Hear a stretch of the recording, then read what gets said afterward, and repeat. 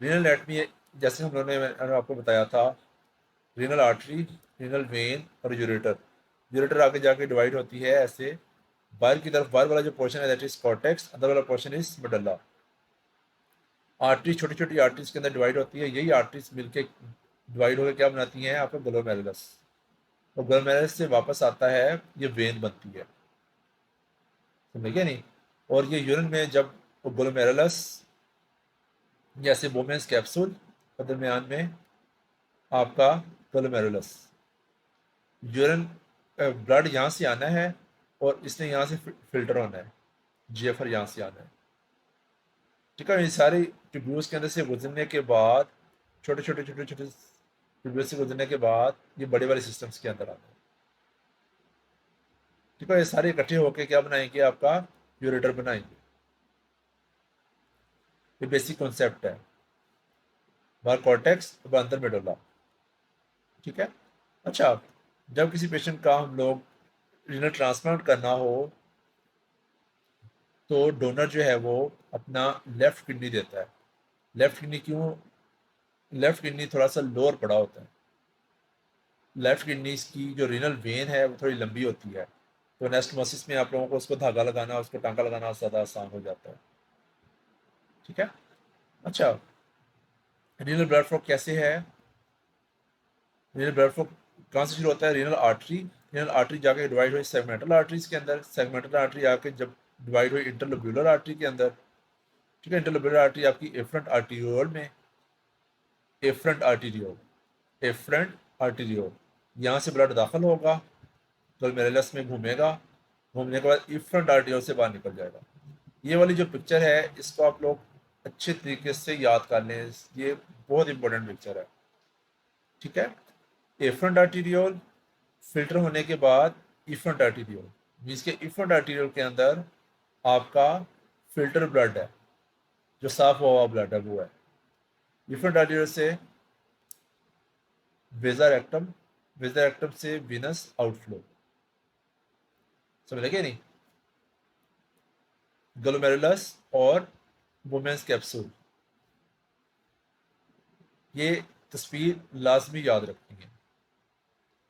अच्छा, women's capsule की दो लेयर्स होती हैं, बाहर वाली layer is called parietal layer, अंदर वाली layer is called visual layer. Visual layer पे पोडोसाइट्स होते हैं। पोडोसाइट्स क्या होता है? जैसे ये बड़े बड़े बूट नहीं पड़े हुए ऐसे, क्योंकि यहाँ से फिल्ट्रेशन होनी है। जो फिल्ट्रेशन, आगे हम लोग फिल्ट्रेशन की जब फिजियोलॉजी पढ़ेंगे तो उस पर सिग्निफिकेंस आएगी इसकी। ठीक है, तो एफरंट आर्टीरियोल, एफरंट आर्ट के आगे ग्लोमेरुलस बना, ग्लोमेरुलस निकल ले एफरंट आर्टीरियोल। अच्छा, एफरंट आर्टीरियोल और डिस्टल कन्वर्टेड ट्यूब्यूल, इनका जो जंक्शन बनता है, यहाँ पे एक स्ट्रक्चर बनता है जिसको हम कहते हैं जक्स्टा ग्लोमेरुलर सेल्स।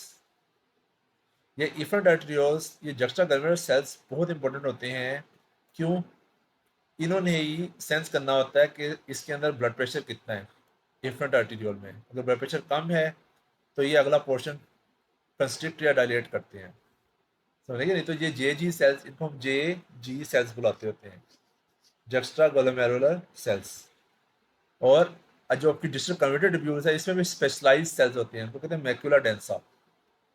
तो इसका एमसीक्यू होता है कि मैक्यूला डेंसा की लोकेशन क्या है? मैक्यूला डेंसा की location is distal converted tubule. Jazzy sales की लोकेशन क्या है? इफरंट आर्टीरियोल और जीसीटी का जो जंक्शन है, that is the location of Jazzy sales. ठीक है। और पोडोसाइट्स कहाँ पे होते हैं? वोमेन्स कैप्सूल की विजुअल लेयर के अंदर होते हैं। समझिए, इस वजह से मैं एक तस्वीर बार बार दिखा दिखा रहा हूँ कि इस तस्वीर में आप लोग जेजी सेल्स को याद करें, मैकुलोडेंसा को याद करें, और आपको ये कॉन्सेप्ट हो कि एफरंट आर्टीरियोल और एफरंट आर्टीरियोल क्या चीज़ होती है। एफरंट मीन्स लाने वाला, एफरंट मीन्स बाहर लेके जाने वाला। ठीक है, इस तरह से ब्लड आ रहा है, इस तरह से बाहर निकल रहा है। ठीक है। अच्छा, अब जो दो तीन मशहूर एमसीक्यूज और आते होते हैं वो ये कि जो आपकी लेफ्ट रीनल वेन है इसके अंदर दो वेन्स और ड्रेन होती हैं, सुपररीनल और लेफ्ट कोनिडल वेन्स। इस वजह से अगर किसी पेशेंट को वेरिकोसील बनती है तो लेफ्ट साइड पे ज़्यादा बनती है।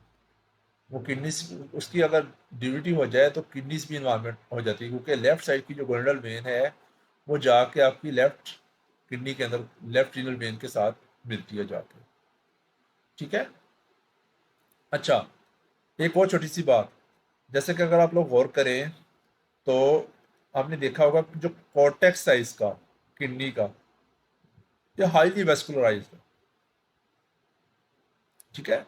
लेकिन जो मेडल्ला है वो लेस, इतना ज़्यादा उसकी वेस्कुलराइजेशन नहीं है, उसको इतना ज़्यादा ब्लड चाहिए भी नहीं है, क्योंकि उसके अंदर ज़्यादातर क्या आ जाना है, फिल्टर होकर यूरिन आ जाना है।